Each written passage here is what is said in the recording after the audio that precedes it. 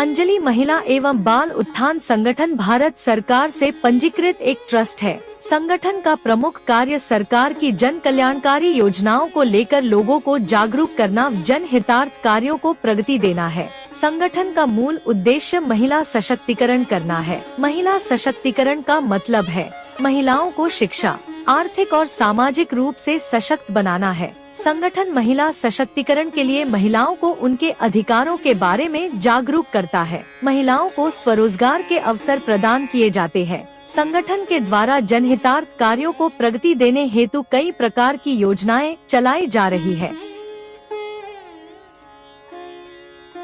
पहली योजना है वृक्ष लगाओ प्रकृति बचाओ योजना। पेड़ बचाओ जीवन बचाओ केवल एक नारा भर नहीं है, ये एक जिम्मेदारी है जिसे धरती पर रहने वाले हर एक इंसान को समझना और मानना चाहिए। पेड़ धरती पर जीवन का प्रतीक है और बहुत सारे लोगों और जंगली जानवरों के लिए प्राकृतिक घर है। हमने कई कारणों से वनों की कटाई की है, लेकिन फिर भी उन्हीं वनों को पुनर्जीवित करना संभव है।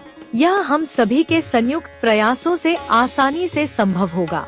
संगठन के द्वारा हर वर्ष वर्षा ऋतु में 31,000 से 51,000 तक पेड़ पौधे लगाए जाते हैं तथा वितरित किए जाते हैं। अभी तक लगाए गए या वितरित किए गए पौधों की देखभाल पर भी संगठन की पूरी नजर है। संगठन के द्वारा अधिकांश पौधे स्कूलों में वितरित किए गए तथा छात्र छात्राओं को पर्यावरण और पेड़ की उपयोगिता तथा पौधे से पेड़ बनने तक की देखभाल की प्रक्रिया से अवगत भी करवाया जाता है। इस योजना का तहत राजस्थान के साथ साथ अन्य राज्यों में भी संगठन के पदाधिकारियों के द्वारा पौधा वितरण कार्यक्रम किए गए हैं। दूसरी योजना नारी सुरक्षा योजना है। महिलाओं का स्वास्थ्य मानव सभ्यता और स्वास्थ्य प्रबंधन का एक अभिन्न अंग है, क्योंकि महिलाएं मानव समाज का लगभग आधा भाग हैं। मासिक धर्म स्वच्छता दुनिया भर में महिलाओं और लड़कियों के सशक्तिकरण और कल्याण के लिए महत्वपूर्ण है। यह सिर्फ सैनिटरी पैड और उचित शौचालय तक पहुंच से कहीं ज्यादा है, हालांकि वे महत्वपूर्ण हैं। यह सुनिश्चित करने के बारे में भी है कि महिलाएं और लड़कियां ऐसे माहौल में रहें जहां उनके मासिक धर्म को गरिमा के साथ प्रबंधित करने की उनकी क्षमता को महत्व दिया जाए और उसका समर्थन किया जाए। आदिवासी महिलाओं में मासिक धर्म स्वास्थ्य के बारे में जागरूकता की कमी है। ये महिलाएं बाजार में उपलब्ध मासिक धर्म शोषक उत्पादों को खरीदने में असमर्थ हैं। मासिक धर्म से जुड़ी वर्जनाएं उन्हें इन उत्पादों को घर लाने से रोकती हैं। महिलाएं घर के पुरुषों से इस बारे में खुलकर बात नहीं कर पाती हैं। अगर महिलाएं पुरुषों से इस बारे में बात भी करती हैं, तो वे उनके लिए ये उत्पाद लाने में झिझकते हैं। इसलिए बाजार में उपलब्ध मासिक धर्म उत्पाद इन महिलाओं के लिए सुलभ नहीं है। इसलिए इन सभी बातों को ध्यान में रखते हुए आदिवासी महिलाओं को सैनिटरी नैपकिन वितरित किए और महिलाओं को सैनिटरी नैपकिन का उपयोग और मासिक धर्म स्वच्छता के बारे में अवगत करवाया गया। संगठन की महिला पदाधिकारियों के द्वारा इस योजना को गति देने में एक बड़ा सहयोग रहता है। तीसरी योजना है परिंदे लगाओ पंछी बचाओ योजना। गर्मियों में जैसे जैसे पारा चढ़ता है, पक्षियों के लिए दाना पानी ढूंढ पाना भी उतना ही मुश्किल होता है।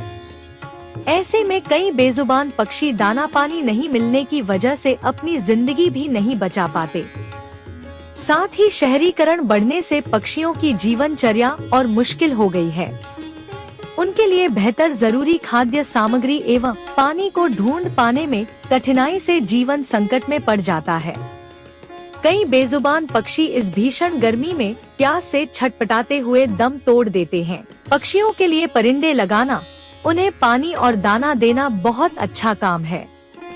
इससे पक्षियों को गर्मी में प्यास और भूख से राहत मिलती है। संगठन के द्वारा हर वर्ष राजस्थान सहित कई राज्यों में गर्मियों के मौसम में 50,000 से 70,000 परिंदे लगाए और वितरित किए जाते हैं। परिंदे लगाए केवल वहां जाते हैं जहां पानी और दाना पर्याप्त मात्रा में डाला जा सके और वितरित करने से पूर्व शपथ दी जाती है कि परिंदे ले जाने वाला पूरे वर्ष पानी डालने दाना डालने का कार्य पूर्ण जिम्मेदारी से करेगा। चौथी योजना है बालिका कन्यादान योजना। इस योजना के जरिए महिलाओं और बालिकाओं को आर्थिक संबल दिया जाता है। इस योजना के तहत आवेदन के जरिए कन्याएं सुनिश्चित की जा रही है। उन कन्याओं को संगठन के द्वारा उनके विवाह पर कन्यादान स्वरूप आर्थिक सहयोग दिया जा रहा है। वहीं दूसरी तरफ आवेदन करवाने वाली महिलाओं को आर्थिक संबल दिया जा रहा है। इस योजना में बालिका के जन्म से लेकर 20 वर्ष की होने तक आवेदन किया जा सकता है। संगठन के द्वारा जन्म से 5 वर्ष तक की बालिकाओं के विवाह के समय 51,000 रुपए का आर्थिक सहयोग किया जाएगा। 5 वर्ष से अधिक 11 वर्ष तक की बालिकाओं के विवाह के समय 31,000 रुपए का आर्थिक सहयोग किया जाएगा। 11 वर्ष से अधिक और 15 वर्ष तक की बालिकाओं को 21,000 रुपए का आर्थिक सहयोग दिया जाएगा। 15 वर्ष से अधिक 20 वर्ष तक की बालिकाओं को 3,100 रुपए का आर्थिक सहयोग किया जाएगा। आवेदन हेतु बालिका के परिजनों के द्वारा एक आवेदन फॉर्म भरा जाएगा।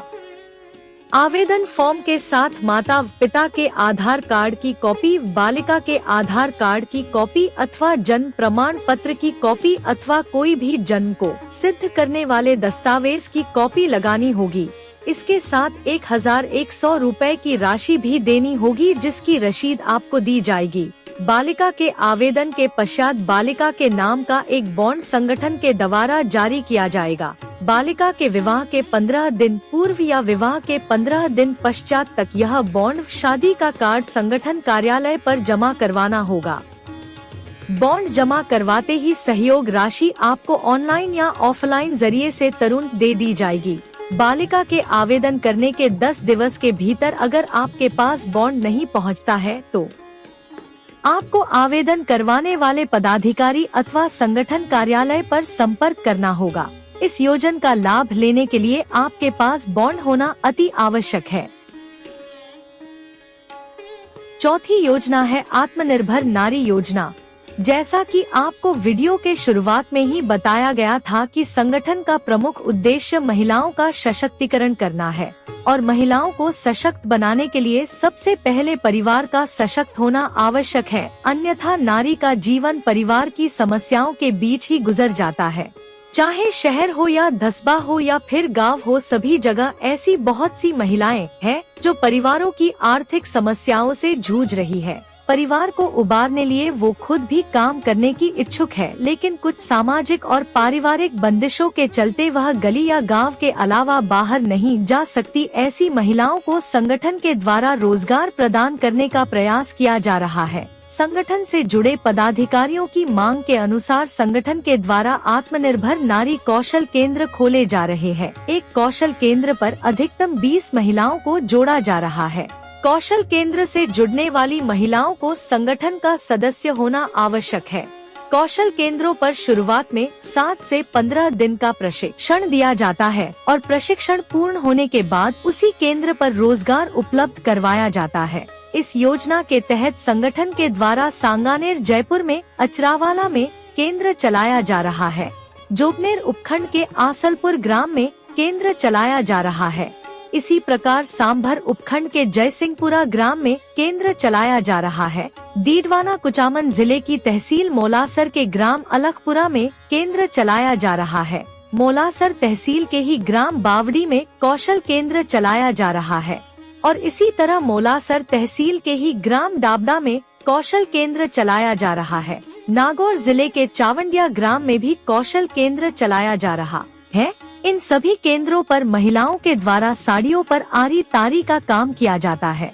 इन योजनाओं की तरह अन्य कई योजनाएं संगठन के द्वारा चलाई जा रही है और कई योजनाओं पर विचार विमर्श जारी है। इन योजनाओं को भी चरणबद्ध तरीकों से जल्द ही लागू किया जाएगा।